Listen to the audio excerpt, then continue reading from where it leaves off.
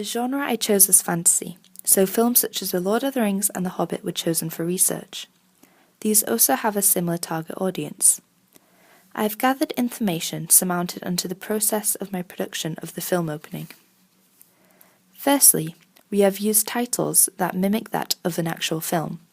This has been done by filming or creating a short clip and adding a title onto it, unlike creating it by using the option the software we use to edit the opening had already. You can also see this with the titles we have used. However, this time we have taken into consideration our genre, and have used a font similar to Tim Burton's Alice in Wonderland branch titles and the Lord of the Rings medieval style font. This can be seen here through the extract from our storyboard. We have also used a range of shot types following the conventions of other film openings to give more emphasis to the scene. We have used shot types such as point of view shots shown here. This was used to connote a state of confusion for the protagonist. The mise-en-scène and verisimilitude used was that of a fantasy genre. We took specific interest in costumes, as they highlight the genre the most. We gave attention to each character and what the costume and makeup might look like. Examples of this can be seen here with our character Fex's costume. Her pixie-like nature led her to have a flowy fairy skirt and matching face paint. The costume for my character Anidone was also made to reflect her and the royal-type role she had playing in the film. This can be seen here by her clothing, including the regal silver-patterned outer skirt and belt.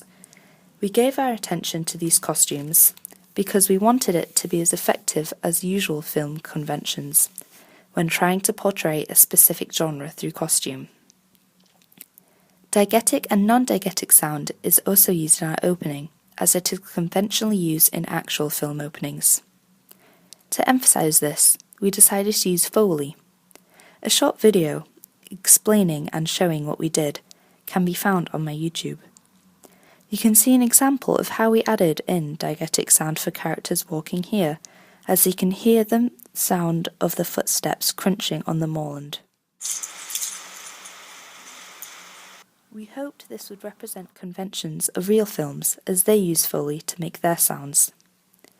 Using a narrator also does this, as non-diegetic sound such as commentary is often used in real films. We hoped our editing also followed forms of film conventions when we edited shots and ensured continuity editing. We also used specific tools that were used in films, such as colour correction and the warp stabilizing tool. Finally, however, our narrative doesn't follow Todoro's structure completely, as it doesn't start as an equilibrium, but in the stage of realization. This is highlighted to the audience throughout the narration at the beginning. We also didn't use much narrative enigma, however, this might have been helpful to draw the audience in. However, that being said, our audience feedback was positive and what we had hoped for, as it still engaged the viewer and the genre was conveyed.